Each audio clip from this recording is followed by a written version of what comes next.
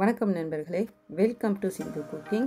வாங்க இன்னைக்கு மைதா மாவுக்கு பதிலாக கோதுமை மாவில் எப்படி நான் செய்யலாம்னு இந்த வீடியோவில் பார்க்கலாம். இதுக்கு நான் வெறும் மைதா மாவு மட்டும் யூஸ் பண்ணலை. இதில் ஃப்ளெக்ஸ் சீட், சியா சீட் அது மட்டும் இல்லாமல் வேறு என்னென்ன பொருட்கள் இதில் நான் பயன்படுத்தியிருக்கேன்னு இந்த வீடியோவில் நாங்கள் பார்க்க போகிறோம். ஸோ முதல்ல நான் இதுக்கு ஈஸ்ட் ஒரு பேக்கெட் எடுத்திருக்கேன். இங்கே எனக்கு பவுடர் ஈஸ்ட்டு தான் கிடைச்சிது. ஸோ பவுடர் ஈஸ்ட் ஒரு பேக்கெட்டும், 1 டீஸ்பூன் அளவுக்கு சுகர், நான் ப்ரௌன் சுகர் இதில் யூஸ் பண்ணியிருக்கேன்.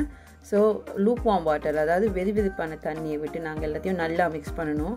இது பவுடர் ஈஸ்ட்னபடியாக இந்த தண்ணி சேர்த்தோன்னா பார்த்தீங்கன்னா மேலால் கொஞ்சம் மிதக்கும். ஸோ இது எல்லாத்தையும் நாங்கள் ஒன்றா சேர்க்கணும். அதுக்கு ஒரு சின்ன கரண்டி வச்சு எல்லாத்தையும் நல்லா மிக்ஸ் பண்ணி விட்டோம் அப்படின்னா ஈஸ்ட் ப்ரௌன் சுகரை சாப்பிட ஆரம்பிச்சிடும்.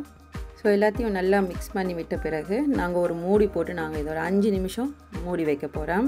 அப்போ தான் ஈஸ்ட் ப்ரௌன் சுகரை சாப்பிட்டு ஆக்டிவேட் ஆகிடும். ஸோ ஒரு 5 நிமிஷம் ஆகிட்டு இப்போ திறந்து பார்த்தோன்னா எங்களுக்கு மேலால் நுரைச்சிருக்கும். அப்படின்னா எங்களுடைய ஈஸ்ட் ஆக்டிவேட் ஆகிடுச்சு. ஸோ இது ஆக்டிவேட் ஆன பிறகு இதில் நாங்கள் 1 கப் கோதுமை மாவு, அதாவது ஆட்டா மாவு 1 கப் இதோட சேர்த்துக்கொள்ள போகிறோம். ஸோ இந்த மாவுக்கு அளவாக உப்பும் சேர்த்துக்கொள்ளலாம்.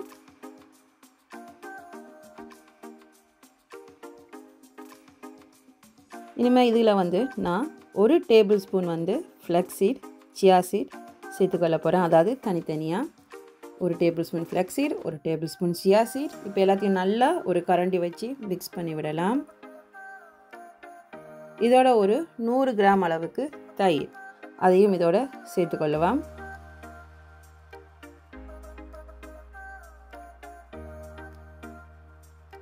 ஸோ இதையுமே இதோட நல்லா மிக்ஸ் பண்ணி விட்டுட்டு கொஞ்சம் கொஞ்சமாக தண்ணி சேர்த்து சப்பாத்தி மாவு பதத்தில் நாங்கள் பிசைஞ்சு எடுத்துக்கொள்ளுவோம்.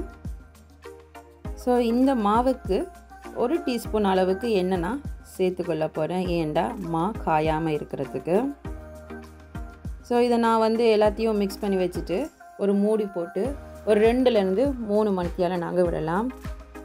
ஸோ ஆக்சுவலி எனக்கு நல்லா உப்பி நான் வீடியோ எடுக்க மறந்துட்டேன். பார்த்தீங்கன்னா நடுவில் ஒரு பஞ்சும் கொடுத்தாச்சு. இனிமேல் உங்களுக்கு தேவையான அளவு மாவு சின்ன சின்ன உருண்டைகளாக உருட்டி எடுத்துக்கொள்ளுங்க. நான் இதில் ஒரு 6 உருண்டை உருட்டி எடுத்துக்கொண்டேன். நான் குழந்தைகளுக்கு நீங்கள் இவ்வளோ பெரிய நான் வேணாம் அப்படின்னு நினச்சா இந்த உருண்டைகளை நீங்கள் இன்னும் பாதியாகவே நீங்கள் உருட்டி கொள்ளலாம். ஏன்னா அவைகளுக்கு சின்னதாக இருந்தால் இன்னும் ரொம்ப பிடிக்கும் இல்லையோ. ஸோ இதை இப்போ நார்மலாக சப்பாத்தி மாவு உருட்டுற மாதிரியே நான் உருட்டி எடுத்துக்கொள்ள போகிறேன். எதனால் நான் இதில் சியா சீட், ஃப்ளெக்ஸ் சீட் சேர்த்துக்கொண்டேன்னா உங்களுக்கே தெரியும், சியா சீடில் ஹை இன் ஃபைபர், நார்ச்சத்து இதில் நிறைஞ்சிருக்கு. அதே போல் ஃப்ளெக்ஸ் சீடில் ப்ரோட்டீன் இதில் நிறைய இருக்குது. அதே போல் ரெண்டுத்துலேயுமே ஒமேகா 3 ஃபேட்டி ஆசிட் நிறையவே இருக்குது. ஸோ இப்போது குழந்தைங்க சில பேர் பார்த்தீங்க அப்படின்னா பால் குடிக்க மாட்டாங்க. அதுக்கு ரீப்ளேஸாக நீங்கள் இந்த சியா சீட், ஃப்ளெக்ஸ் சீட்லாம் சேர்த்துக்கொள்ளலாம். ஏன் அப்படின்னா பால் குடிக்கிறபடியாக பிள்ளைகளுக்கு நல்லா எலும்பு பலமாகும்னு சொல்லுவாங்க. ஸோ அதில் இருக்கிற எல்லாமே இதுலேயுமே இருக்குது. அதாவது கால்சியம் இருக்குது, புரதம், மெக்னீஷியம், அப்புறம் ஃபாஸ்பரஸ் அப்படின்னு எல்லாமே இதில் இருக்குது. ஸோ நீங்கள் பால் தவிர்க்கிற பிள்ளைகளுக்கு இப்படி நீங்கள் இதில் செஞ்சு கொடுத்தீங்க அப்படின்னா அவங்களுமே இதில் ஒதுக்க மாட்டாங்க, சாப்பிட்ருவாங்க. ஸோ சப்பாத்தி மாவு மாதிரி உருட்டினதுக்கப்புறமா ஒரு முள்ளு கரண்டி எடுத்து நீங்கள் இப்படி ஓட்டை போட்டுக்கொள்ளுங்க.